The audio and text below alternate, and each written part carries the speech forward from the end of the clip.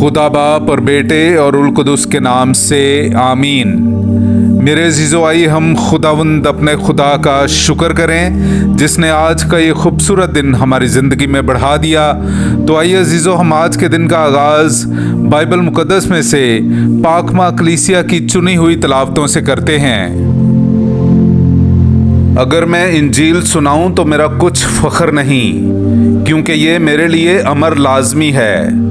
मेरे अजीज़ो, आइए हम आज की पहली तलावत सुनते हैं। मुक़द्दस पौलुस रसूल का कुरिन्थियों की कलीसिया के नाम पहला ख़त, उसका 9वां बाब 16वीं से 19वीं और फिर 22वीं से 23वीं आयत तक।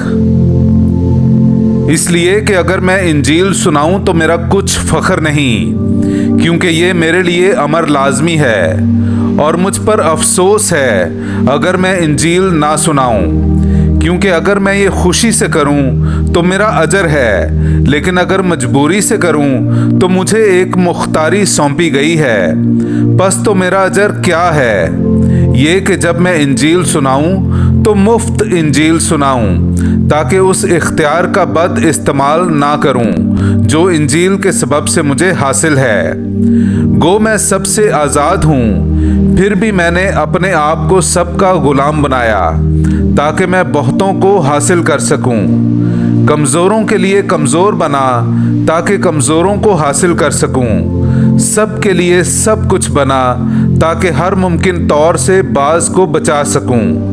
मैं ये सब कुछ इंजील के वास्ते करता हूँ, ताकि मैं उसमें शरीक हूँ। पाक कलाम का पढ़ा और सुना जाना हम सब के लिए बाइस बरकत हो। खुदा का शुक्र हो। तुम दुनिया में चिरागों की मानित चमकते हो और जिंदगी का कलाम पेश करते हो। हालेलुया।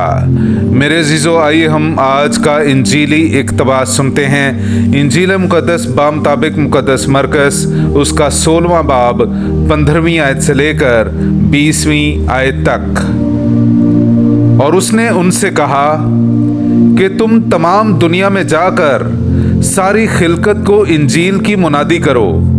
जो ईमान लाता और बपतिस्मा पाता है वो निजात हासिल करेगा, पर जो ईमान ना लाए वो मुजरिम ठहराया जाएगा।